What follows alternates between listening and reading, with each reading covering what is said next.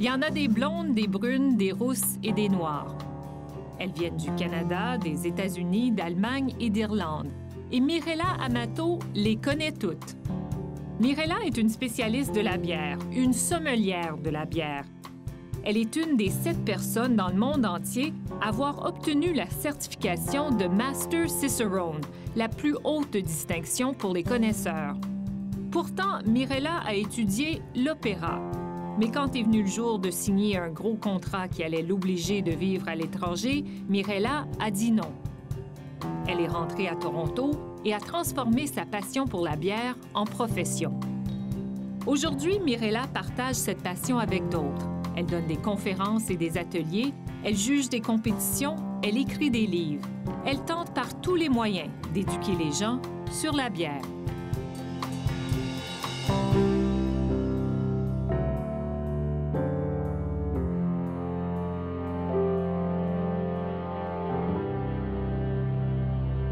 Mirella Amato, bonjour. Bonjour. On va parler de bière. Quelles sont les origines de la bière? Est-ce que c'est quelque chose de noble, de paysan? D'où vient la bière? Je dirais que c'est paysan. La bière date de 4000 ans avant l'ère chrétienne. Et puis, c'est intéressant parce que ils ont découvert récemment que nos premières moissons, quand on a arrêté d'être un peuple nomade, étaient en fait de l'orge et non du blé. Donc, c'est possible qu'on ait arrêté d'être un peuple nomade à cause de la bière, pour pouvoir faire de la bière, parce que l'orge est vraiment pas très bien porté à faire du pain. Donc, c'est une boisson qui existe depuis très longtemps, qui est faite depuis très longtemps. Et puis, ce qui est vraiment intéressant, c'est que les procédés de brassage ont vraiment pas changé depuis les débuts de la bière. Où la bière était faite et par qui. Et certainement, il y a eu beaucoup d'innovations qui nous ont aidés à peaufiner les saveurs, la couleur, tous les aspects de la bière. Mais les procédés sont restés pas mal pareil. Est-ce qu'il y a des régions qui sont reconnues pour leur bière? Bon, on fait toujours la comparaison avec le vin, et quand on pense au vin, on pense à la France, à l'Italie. Pour la bière, est-ce qu'il y a des comparaisons comme ça qui peuvent se faire? Certainement, certainement. C'est un peu différent parce qu'avec le vin, c'est vraiment une question de terroir. Et on dit qu'il y a des régions où les raisins poussent mieux que l'orge et des régions où l'orge pousse mieux que les raisins. Et c'est donc dans ces régions-là, en Europe, qui ont développé les traditions les plus connues jusqu'à récemment. Donc, ces traditions-là étaient la tradition tchèque et allemande, la tradition belge et la tradition britannique. Mais là, le pays vraiment qui est le plus intéressant, point de vue bière, c'est les États-Unis. C'est surprenant parce qu'on pense aux États-Unis, on pense à des bières très légères, mais leur mouvement brassicole, leur mouvement artisanal de microbrasserie a vraiment pris un élan. Ils ont plus que 4000 brasseries, je pense, en ce moment. Et ils sont en train de faire toutes sortes d'innovations. Ils sont en train de reprendre de vieilles traditions belges, un peu moins les traditions britanniques et allemandes, parce que ces traditions-là, ici, en Amérique du Nord, on les a toujours eues.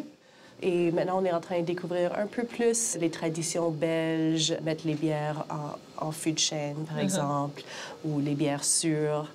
Donc, c'est très intéressant ce qui se passe en ce moment, mais tous les pays regardent les États-Unis en ce moment. Maintenant, ils ont 4000 brasseries, donc la compétition est énorme.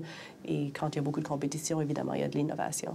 Où est-ce que le Canada, les brasseurs canadiens, se retrouvent à l'échelle mondiale?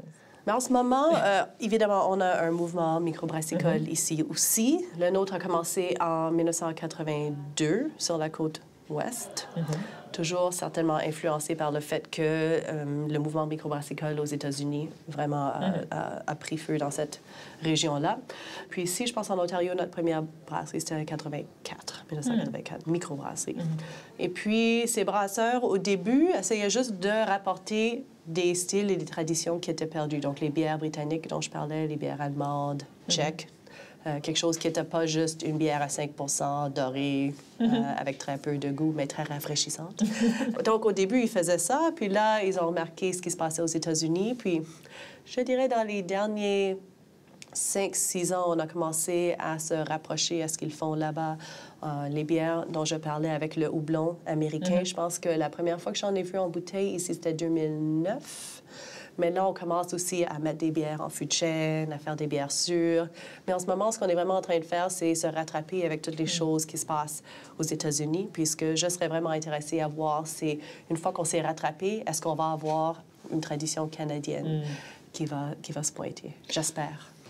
Il existe toutes sortes de saveurs de bière. Vous avez parlé de bière à saveur d'épices. Je sais qu'il y en a à saveur de fruits. Comment est-ce qu'on arrive à ce produit final-là? Est-ce qu'on ajoute des saveurs? Est-ce qu'on peut ajouter des saveurs aux bières? Certainement, oui. Donc, la bière est faite de façon très différente que le vin. Et puis, je pense que c'est une chose importante à remarquer parce que avec le vin, on a notre raisin qui exprime le terroir et le climat de cette région-là cette année-là.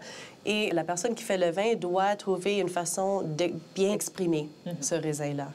Avec le brassage, c'est complètement différent. C'est vraiment comme cuisiner.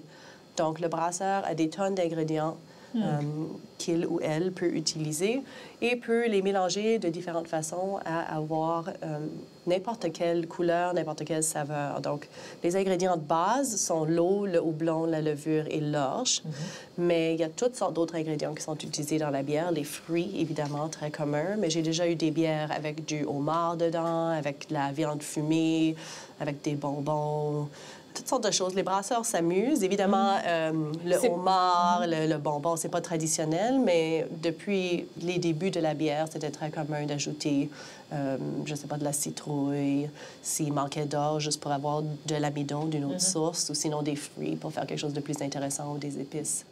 Qu'est-ce qui fait une bonne bière, selon vous? Pour moi, c'est l'équilibre.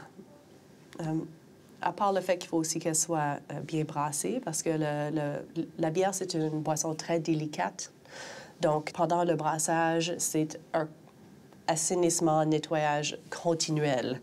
Et puis, si le brasseur fait pas, ou la brasseur fait pas très attention, il y a des faux goûts qui peuvent se développer dans la bière. Donc, évidemment, quand je parle d'une bonne bière, premièrement, sans défaut. Mais ensuite, ce que je cherche vraiment, c'est un équilibre. Parce que une bière peut avoir un côté sucré qui nous vient de l'orge maltée ou de l'addition de bonbons ou de fruits, aussi un côté amer. Et puis, pour moi, quand il y a un bel équilibre, il y a une progression de saveurs. Donc, on goûte la bière, elle est un peu sucrée, puis ensuite, on commence à avaler, il y a un côté amertume, puis là, elle se dessèche à la fin, puis on a soif pour une autre gorgée. Donc, pour moi, c'est vraiment l'équilibre. Mirella, vous avez écrit un livre, justement, sur la bière récemment, qui est sorti il y a quelques mois à peine. Parlez-nous un peu de ce qu'on retrouve dans Beerology.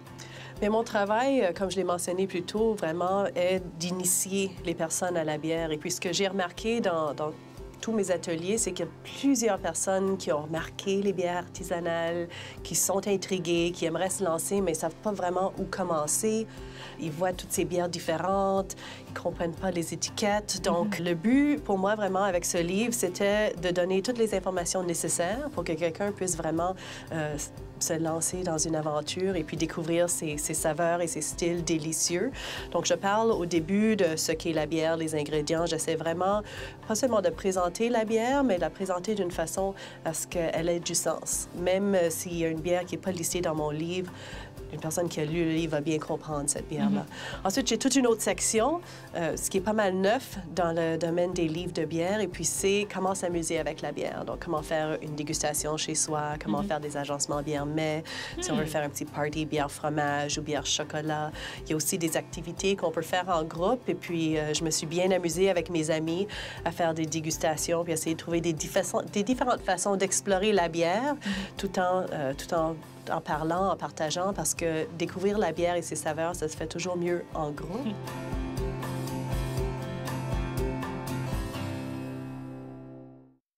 Alors, Mirella, on ne pouvait pas se rencontrer sans faire de dégustation de bière. Alors, qu'est-ce que vous nous proposez aujourd'hui?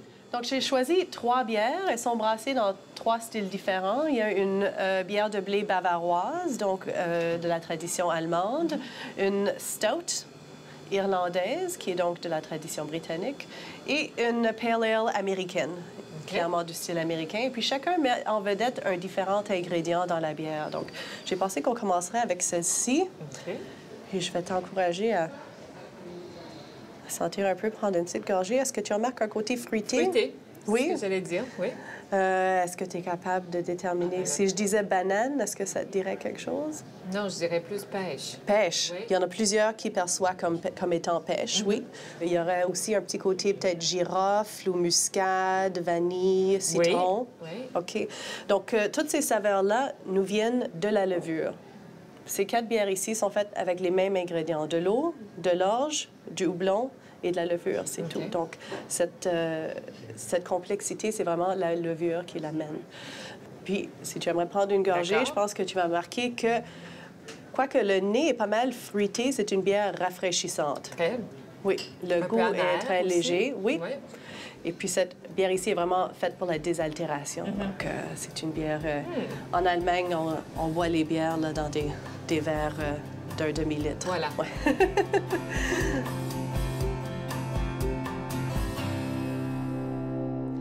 Mirella, d'où est venue la passion pour la bière chez vous?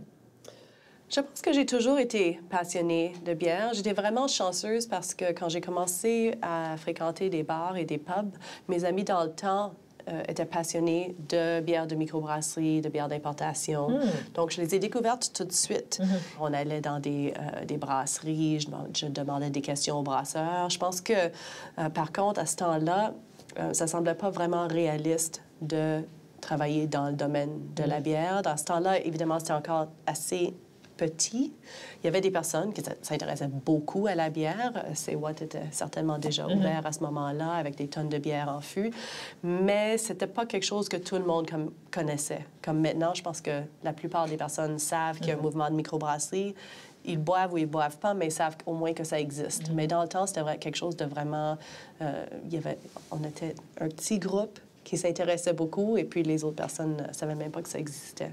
Maintenant, vous, vos études, vous les avez faites en musique, en performance à McGill. Oui. Donc, il y avait sans doute un talent pour la musique et c'était un intérêt pour la bière.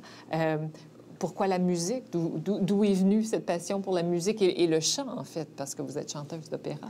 Bien, dans ce temps-là, j'étais déjà passionnée de bière et je disais certainement à tout le monde, à un moment donné, je vais écrire un livre au sujet de la bière artisanale. Parce que dans ce temps-là, je pensais que ça allait toujours être quelque chose que personne connaissait et puis je voulais partager ma passion. Mais là, pour la musique, j'ai découvert l'opéra. J'ai trouvé que c'était vraiment intéressant. Puis j'ai pris des leçons de chant et puis on m'a dit que je pouvais chanter. Donc, j'ai décidé de poursuivre cette carrière-là. Et puis, j'ai beaucoup appris et j'ai appris plusieurs choses qui m'aident beaucoup dans ma carrière maintenant. C'est intéressant parce que les personnes voient performance, chanteuse d'opéra, spécialiste en bière, puis ils voient pas les points communs, mais il y en a plusieurs. Parce que les brasseurs, quand ils font une bière, ils sont en train de brasser de vieux styles, mais ils sont en train d'essayer de créer des interprétations modernes, peut-être jouer un peu avec, tout en restant fidèle au style de base, juste comme les personnes qui font de l'opéra. C'est une combinaison de science, de technique et de créativité. C'est les deux choses ensemble. À part ça, aussi, évidemment, comme chanteuse d'opéra, j'ai travaillé à la pige. Je travaille toujours à la pige. Oui. Donc, toutes ces techniques-là, je les ai gardées. Et puis, Vous présentez des bières, il faut parler devant le public. c'est ça. faut se J'anime présenter. souvent des ateliers. Donc, je pense que mon expérience en performance a vraiment aidé avec tous mes ateliers, mes animations, parce qu'il y a beaucoup de personnes qui sont très passionnées de bière, mais il n'y a pas beaucoup de personnes qui sont très passionnées de bière et qui sont confiants devant un groupe à parler, à avoir un dialogue. Alors, comment est-ce qu'on transforme une passion pour la bière en carrière, en métier, en profession, en gagne-pain? Évidemment, on peut devenir brasseur, ce qui est la chose la plus évidente. Ça vous tentait moi, j'ai pas? découvert tout de suite que c'était pas pour moi le brassage. Le brassage, c'est un travail qui se fait... C'est très solitaire. On se lève très tôt le matin, puis on est dans ses cuves toute la journée. Moi, je suis une personne qui aime être autour du monde. Et puis aussi, je suis une personne qui aime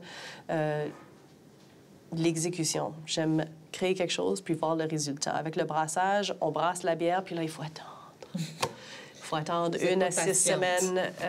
Je suis pas capable. Je suis pas capable. Ce que j'ai fait, c'est j'ai décidé, OK, la bière, c'est ma passion. Laisse-moi voir. Je commence à zéro, là. J'ai quitté ma carrière. Laisse-moi voir si je peux... ce que je pourrais contribuer. Donc, j'ai parlé à plusieurs brasseurs ontariens Et puis, ce qu'ils disaient pas mal tous, c'est on est tellement occupés à brasser nos bières, à distribuer nos bières. Ça serait vraiment bien s'il y avait quelqu'un qui pouvait expliquer nos bières, sortir, faire un peu de promotion, disons, mais plus que de la promotion, vraiment de l'éducation. Oui. Oui. Parce qu'il faut vraiment, pour vraiment comprendre une bière, il faut y goûter. Et puis, c'est toujours mieux de goûter en groupe ou de goûter avec une spécialiste. Puisque j'avais mon bac en performance, l'idée d'être debout devant un groupe et de communiquer ma passion, c'était quelque chose que je trouvais très intéressant. Donc, au début, c'est comme ça que j'ai commencé avec des ateliers ainsi qu'en écrivant des articles. Et puis, je pense que le timing était juste parfait. Maintenant, vous êtes une de 7 personnes dans le monde qui est certifiée comme Master Cicerone. Alors oui. Ça, c'est le plus haut niveau de connaisseur de bière qu'il existe sur la planète. Parlez-moi un peu du processus. L'accréditation Master Cicerone, ça serait comme maître sommelière, mais en bière. Donc, c'est exactement ce que je faisais. Et puis, c'est intéressant parce que j'ai inventé mon propre emploi quand j'ai créé Beerology en 2007. Et puis, exactement en même temps, le programme d'accréditation Cicerone était à ses débuts. Donc, pour moi, parce que j'étais sommelière en bière et puis il n'y avait pas d'école ou d'accréditation à ce moment-là, n'importe qui pouvait s'appeler sommelière en bière avec ou sans connaissance. Donc, pour moi, c'était très important d'avoir une accréditation. Donc, quand j'ai découvert le programme, j'ai tout de suite sauté dessus. J'ai fait mon premier examen et le deuxième examen. Puis, quand j'ai complété le deuxième examen, le programme m'a envoyé une petite note disant on pense que tu serais peut-être candidate pour le 3e niveau. Et ça m'a pris 2 ans, étudier et me préparer. C'est un examen de 14 heures. Il y a 10 heures de dissertation, 2 heures d'examens oraux avec des spécialistes dans le domaine, et puis ensuite des examens de dégustation. Il faut à 85 pour réussir.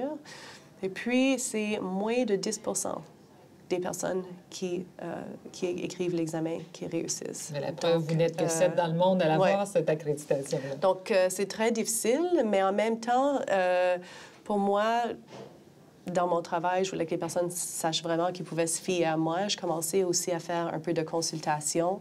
Donc, ça semblait soit une bonne accréditation à avoir et aussi une façon de donner un peu de structure à mes recherches. Donc, la deuxième bière, ici, c'est une stout. La plupart des personnes sont familières avec le style, parce que la Guinness est pas mal partout.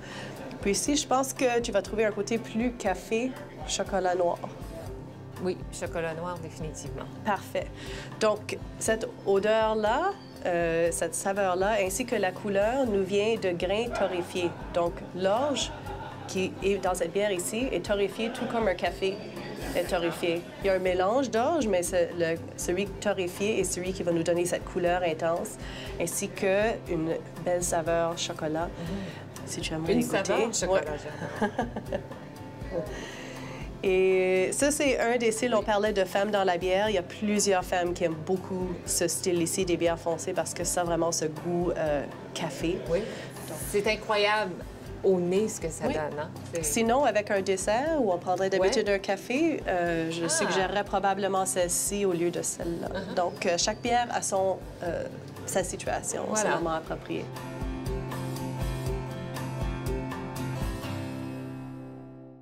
Donc, cette bière ici met en vedette le houblon, et c'est le houblon américain dont je parlais plus tôt, celui qui a vraiment capté l'imagination de tout le monde. Et puis, je pense que c'est tout de suite évident dans le nez. Il y a un côté agrumes, résine, quand même assez prononcé. Et si tu aimerais prendre une gorgée, je pense que tu vas remarquer une amertume quand même assez prononcée. Oui, mais j'aime beaucoup. Beaucoup de femmes, beaucoup de personnes aiment ce style de bière ici, surtout ceux qui aiment le jus de pamplemousse, parce que ça se rapproche un peu. OK, donc c'est ta préférée des trois? Oui, moi je dirais que oui. Voilà, donc c'est comme ça que j'ai introduit les personnes à la bière, en essayant 3 choses vraiment très différentes, puis essayant de comprendre. Évidemment, ça, c'est une Pale Ale américaine. Il y a tout un éventail de Pale Ale américaines sur le marché. Toutes ces bières sont brassées en Ontario. Et en Ontario, j'aurais facilement une quarantaine de Pale Ale et de IPA américaines qui sont brassées. Donc, ça serait un début d'explorer ce genre de style-là. Ah ben, c'est formidable. Merci beaucoup. Mirella, la bière, c'est souvent associé au gars. C'est vu comme étant une boisson très masculine, très virile. Pourquoi l'industrie semble-t-elle vouloir se donner cette image-là? C'est intéressant, c'est quelque chose, évidemment, que j'ai recherché à fond, surtout parce que depuis ses débuts, la bière, depuis 4000 ans avant l'ère chrétienne, la bière était toujours brassée par des femmes. Évidemment, c'est la bière, c'est pas le bière, donc c'est très féminin. Il y avait plusieurs déesses qui étaient des déesses de bière. C'était jamais un dieu de bière. Il y a Bacchus qui est le dieu du vin, mais avec la bière, c'était toujours très féminin jusqu'à la révolution industrielle. Puis d'après ce que je peux voir, à ce moment-là, ce qui s'est passé, deux choses du point de vue de brasser la bière. La bière est passée... Avant, c'était quelque chose qui se faisait dans la cuisine. Donc, la femme... Dans la cuisine. Dans la cuisine, elle faisait sa bière. Et puis, si on n'avait pas une femme, il fallait acheter la bière de la femme du voisin, si elle embrassait assez. Donc, c'était vraiment les femmes qui la faisaient. Puis là, c'est devenu une industrie. Puis à ce moment-là, c'est passé dans la main des hommes. Quand c'est devenu quelque chose, ces facteurs-là ont contribué. Mais c'est en train de changer. Certainement avec le mouvement de brasserie artisanale. Moi, dans mes ateliers, depuis le début, j'ai toujours eu un auditoire qui était 50 50 hommes et femmes. Je pense que c'était peut-être pas représentatif. Je pense que des animateurs mâles avaient peut-être un plus petit pourcentage de femmes, mais parce que je suis une femme dans le domaine de la bière, c'est intriguant. Et puis, je pense que ça invite les femmes aussi à se sentir un peu plus confortables, à participer. Quand on parle de l'industrie de la bière, est-ce que, de nos jours, il y a des femmes qui travaillent dans cette industrie-là? Oh, est-ce oui, qu'il y en a beaucoup? Certainement. Oui, quand j'ai commencé en 2007, j'étais souvent la seule femme quand il y avait des événements de brasserie. Mais là, en ce moment, il y a de plus en plus de femmes qui brassent de la bière. Dans le domaine de l'évaluation sensorielle, ce qui est très intéressant, donc le contrôle de qualité, c'est surtout des femmes. Il y a des femmes qui ont des brasseries, donc il y a des propriétaires de brasseries qui sont femmes. Il y en a certainement de plus en plus. J'ai remarqué une grande différence. Là, quand je suis dans des événements de brasserie, on est peut-être... je dirais un 10 à 20 %. C'est encore petit, mais la croissance est énorme. Et puis, je pense que ce qui est important en ce moment, c'est qu'on soit visible. Certainement, quand j'ai eu mon accréditation, Master Cicerone, j'ai reçu plusieurs courriels de femmes qui étaient intriguées par la bière, pensaient peut-être travailler dans le domaine de la bière, et puis elles trouvaient ça très encourageant que j'ai réussi cet examen et puis que j'ai créé un peu plus de visibilité pour les femmes dans le domaine. Est-ce que les femmes boivent de la bière? Est-ce qu'elles sont encouragées à boire de la bière? C'est difficile pour moi de répondre parce que ma réponse, c'est oui. J'ai toujours bu de la bière, mais je pense que les femmes ne sont pas encouragées à boire de la bière, mais elles ne sont pas découragées. Certainement, les grandes brasseries qui faisaient des publicités vraiment visées envers les hommes, ça commence à changer, là. Et puis, de toute façon, je trouve que les femmes qui s'intéressent beaucoup à la bière, évidemment, il y en a qui boivent des bières de grandes brasseries, mais celles qui s'intéressent vraiment aux saveurs, au style, comme moi, elles sont en train de boire des bières de microbrasserie, et puis ces bières-là font aucune publicité. Donc, elles sont les bienvenues, elles se sentent les bienvenues, et puis... le plus de femmes il y a dans le domaine, le plus elles se sentent bienvenues. On entend souvent dire que une bière légère ou une bière fruitée, c'est une bière de femme. Ouais. D'où viennent ces stéréotypes-là? C'est un gros problème. J'ai une théorie que j'ai pas explorée à fond, mais je pense que ça a un peu à faire avec le fait qu'il y a historiquement vraiment cette division, que la bière est censée être une boisson pour les hommes, puis les femmes, quand on stéréotype, ont plus tendance à prendre du vin et des cocktails. Et puis, pour longtemps, toutes les bières qui étaient disponibles, c'était des bières à 5 % blondes, avec une haute carbonatation, pas très amère. Et puis, ce style-là, très spécifique, ne plaît pas à tout le monde. Donc, pour les hommes qui ne préfèrent pas ce style de bière, c'est beaucoup plus difficile quand ils sont en groupe avec leur équipe de hockey de commander « Oh non, je vais juste prendre un verre de vin blanc. » Donc, eux prennent des bières légères qui ont le moins goût possible, mais les femmes, elles peuvent tout de suite changer et puis « Oh non, je vais juste prendre un verre de vin au lieu ou un cocktail. Ce que les brasseurs ont essayé de faire pendant très longtemps, c'est de trouver une façon d'inclure les femmes et de les convaincre de boire de la bière. Et en voyant ce stéréotype des femmes qui prennent toujours des cocktails, ils ont pensé, bien, peut-être si on fait des bières aux fruits, ça va les intéresser, mais c'est une mauvaise approche. Ça ne marche pas. Je dis toujours, si on regarde une salle pleine de femmes, il n'y en a pas deux qui portent les mêmes vêtements, il n'y en a pas deux qui portent les mêmes souliers. Elles ne vont pas toutes commander la même chose au menu. De nous mettre dans une petite boîte et de décider, OK, les femmes, ça boit ce genre de bière-là, ça ne fonctionne pas. Et dans les ateliers, ce que j'ai découvert, c'est que la meilleure tactique, c'est de présenter un éventail de saveurs et de styles. Et puis, des femmes, étant des personnes, vont chacune avoir leur propre goût et leurs propres préférences. Mirella Amato, merci beaucoup. Merci à toi.